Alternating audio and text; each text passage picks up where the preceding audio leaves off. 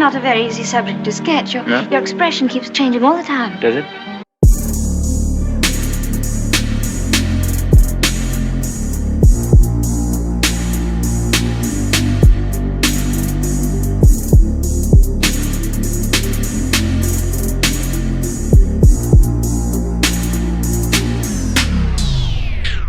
If you love listening to this show, please consider giving a rating and a review on Amazon Alexa or wherever you listen. We want to continue bringing you this amazing content, and part of our ability to do that means that we need a big audience. Now, it may not seem like much, but rating and reviewing the show will help more people find us, just like how you found this show. Simply on any podcast platform, search for a show, scroll down to the bottom, and push 5 stars. It's that easy. Thanks for supporting the show.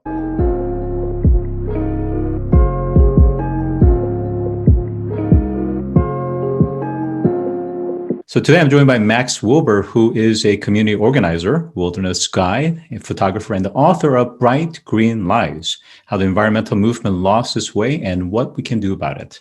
Welcome to the show today. Thanks for having me, Scott. So Max, you are, I guess, really very much into nature. And you do, I guess, wilderness guides, and you do a lot of photography as well, and of course, an author. Can you tell us about your background, your experience, and the perspective that you're bringing?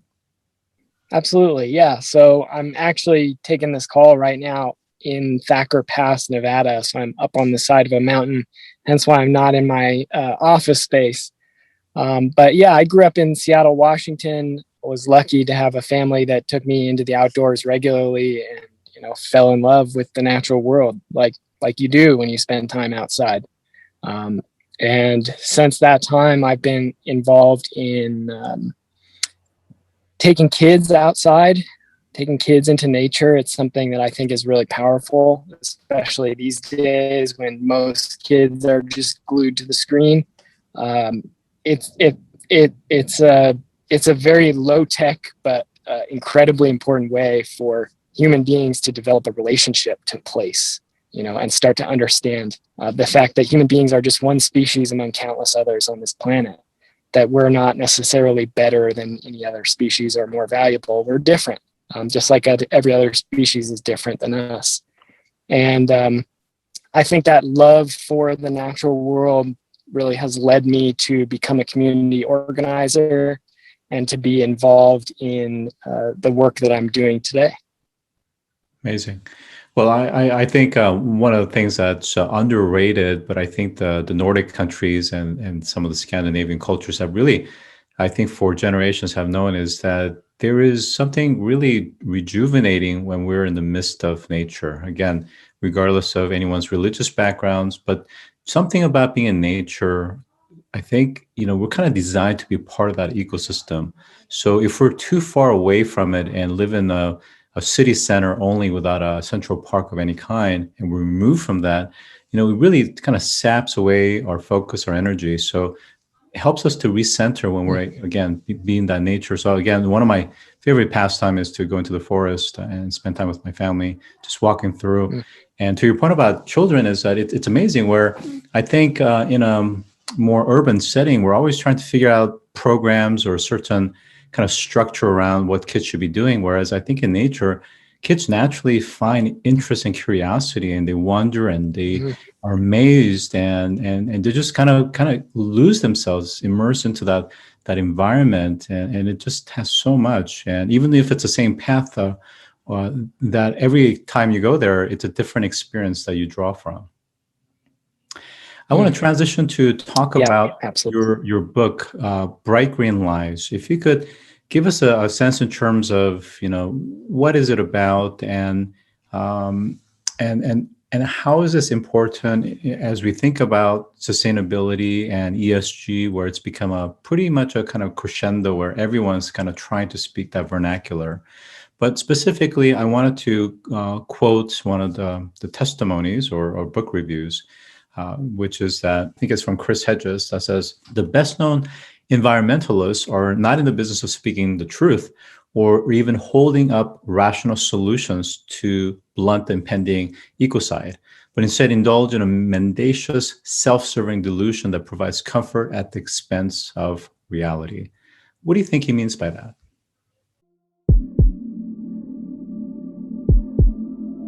You may also like our quarterly Ask Your Perkins event that brings some of the most notable experts and category leading startups in their area of sustainability and human survival on Earth and in space.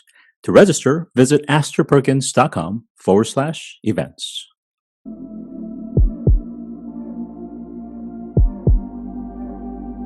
I think that people's responses to the crisis of global warming make a lot of sense.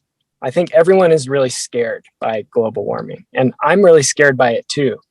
From the first time I started reading about global warming when I was a kid, to back in 2010, I visited the Russian Arctic with a group of climate scientists who were conducting research near the mouth of the Kolyma River, near the Arctic Circle. And so I've walked on thawing permafrost. I've seen methane bubbling out of Arctic lakes. I've talked with climate scientists and heard them say to me how terrified they are of what their research shows and what's happening to our planet. The fact that this culture, our society is changing the composition of the atmosphere of the only known habitable planet. We should be treating that as an emergency. But I think that, in our haste to address that very real crisis, it's easy to make mistakes.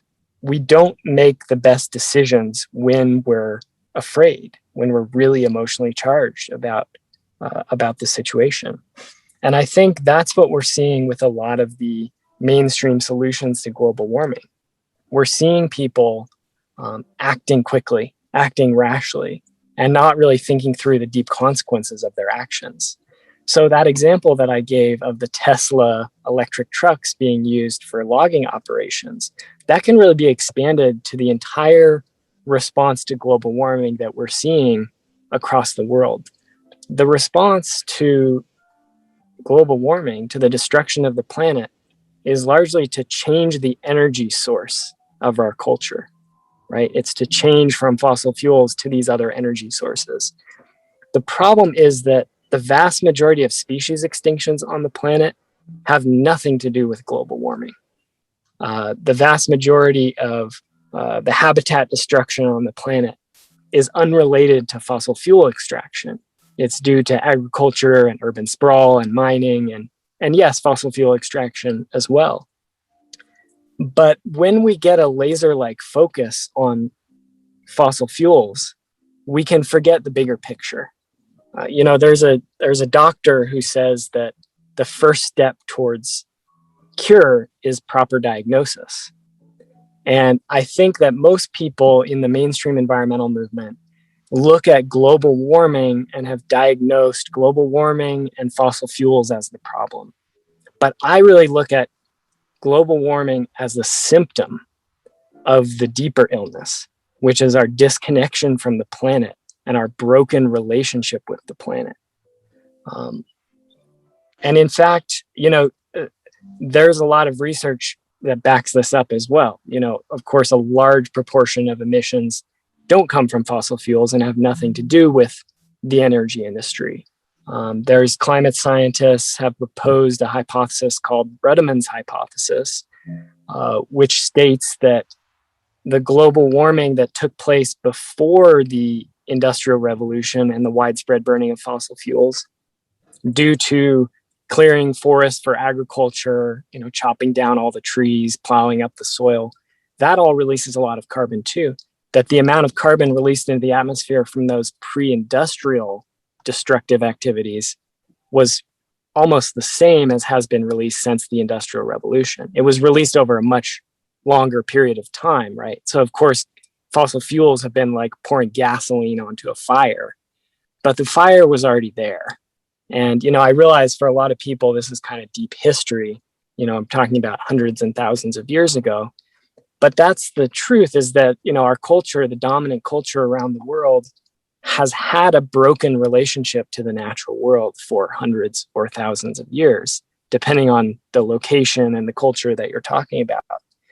And we really need to confront that. We can't just take a superficial approach to these problems and say, we're going to power the logging with a different energy source and all of a sudden it will be sustainable.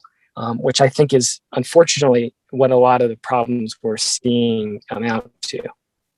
What gets abstracted by the media, and of course, at some point, even by the activists and ultimately by the policymakers, are exactly to some of your points. However, I think for anyone that's somewhat in a substantive, involvement with climate change movement, is that it's much more complex and multifaceted.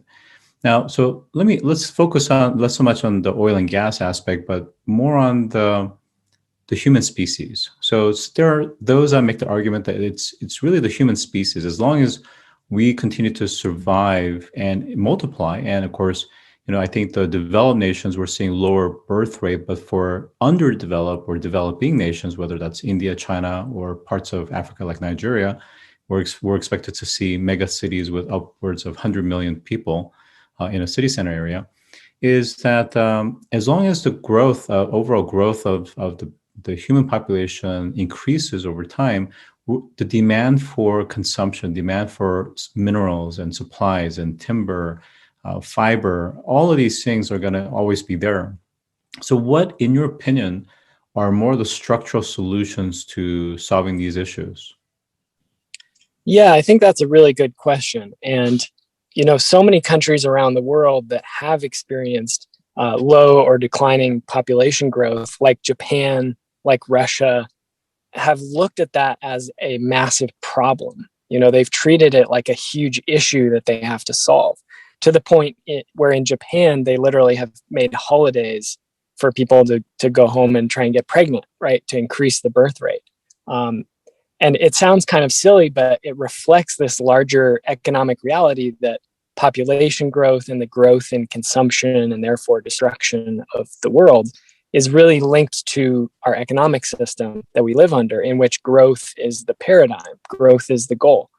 Where people are always talking about, growing GDP, growing business profits, growing bank accounts, growing investments, growing everything.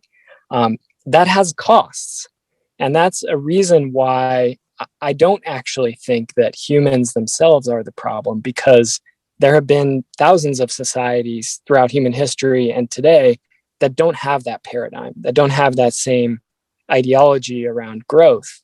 I think about it here in northern Nevada.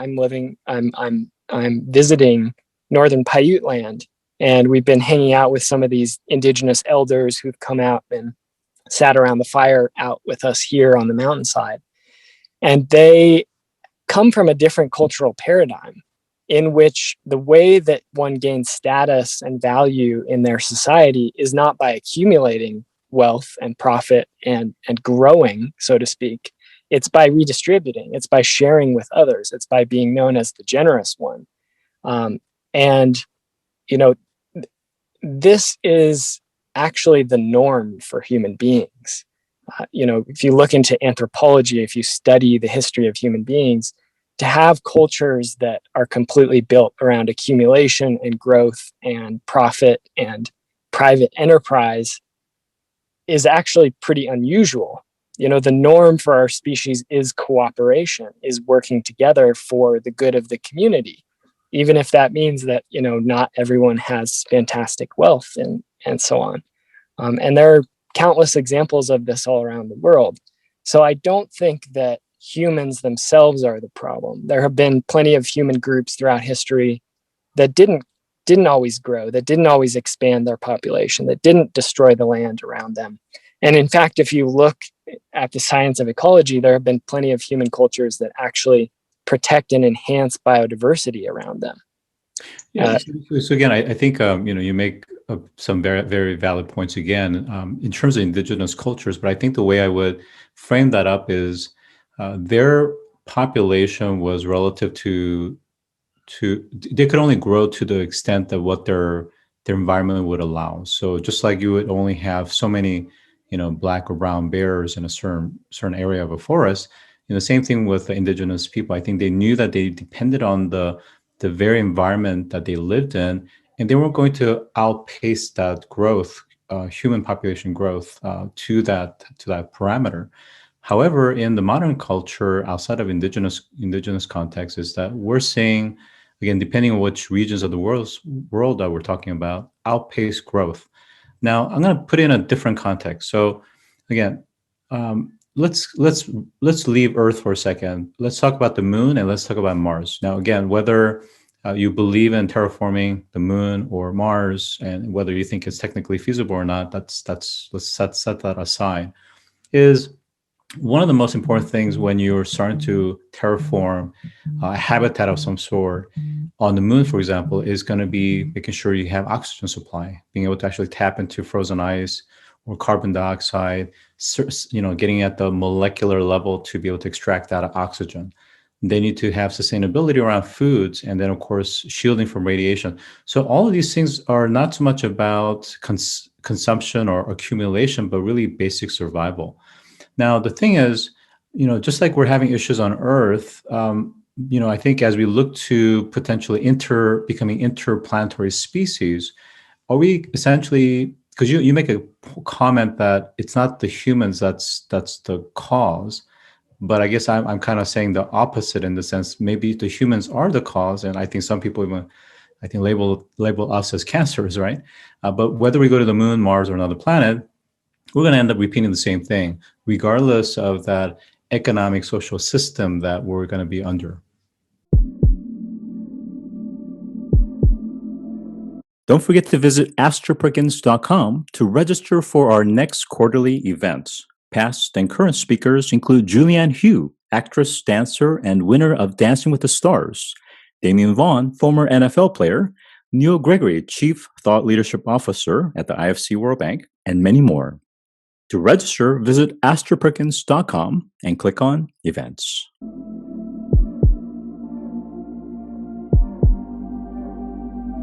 Yeah, it's an interesting point, and I'm not sure that I totally agree, because I think that human beings are smart and we have the ability to make decisions. We can make collective decisions, and I'm not saying that these changes will be easy. If we want to talk about making human society sustainable, we have to be real that we're talking about an absolute transformation of the way we live. We're talking about the reality that there are almost 8 billion people on this planet.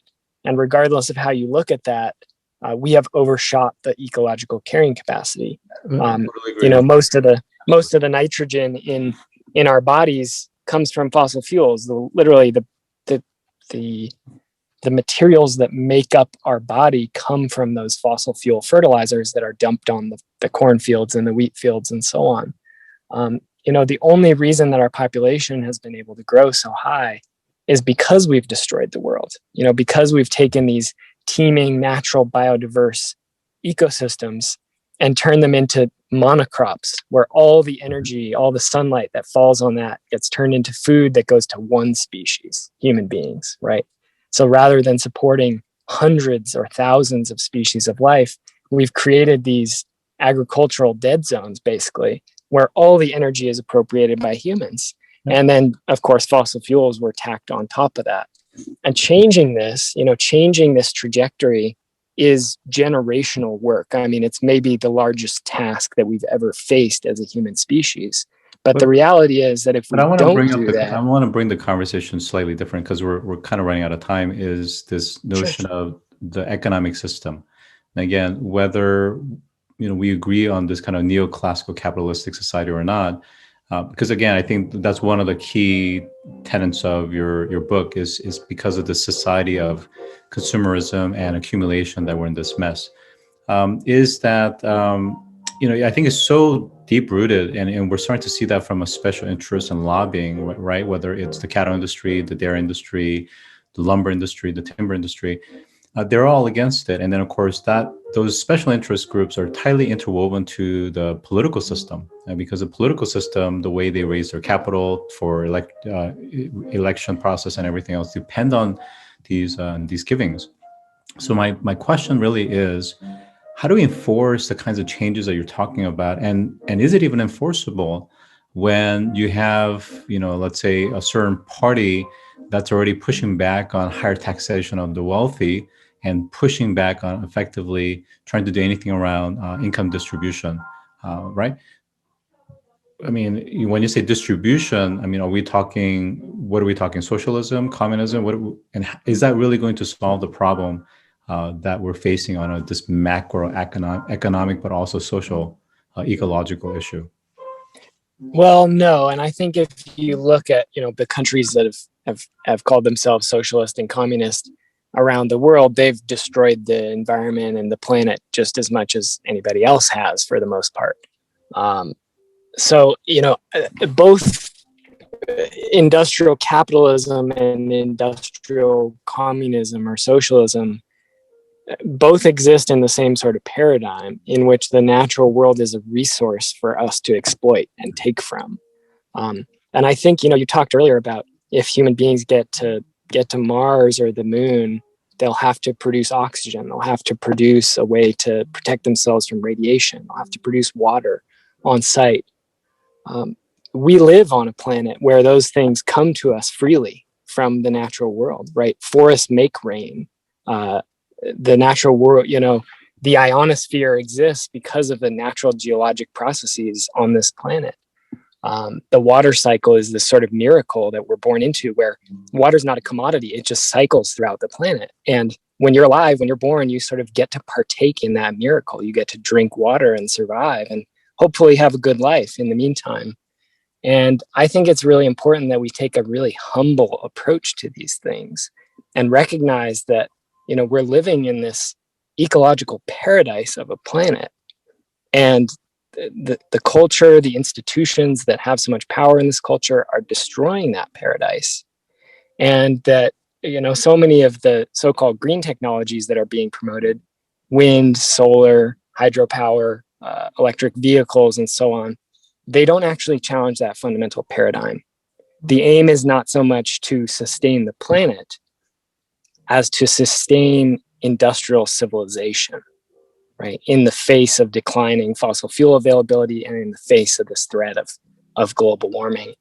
And I think that's one of our main conclusions of the book, Bright Green Lies, is that, these are lies. They're distractions from the deeper, more fundamental issues of our broken relationship with the natural world, which is the source of all our lives. Everything we have, every bite of food, every sip of water, every breath of air we take is made possible by the other living beings and the non-biotic factors and processes on this planet.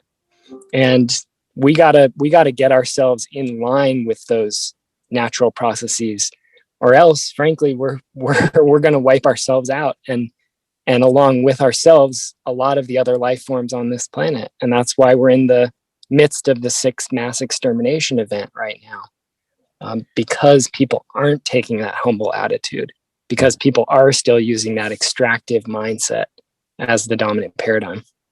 All right, so we are almost out of time, and I think in terms of concluding remarks is that there is really true value in those that can have access to, if not a forest, definitely plants, even indoor plants, but being connected to our nature is just so healthy. It's so good for our overall holistic well-being and helps us to appreciate really what sustains life. And I think the more we can connect with nature, the more likely that we're going to change our behavior and mindset as well.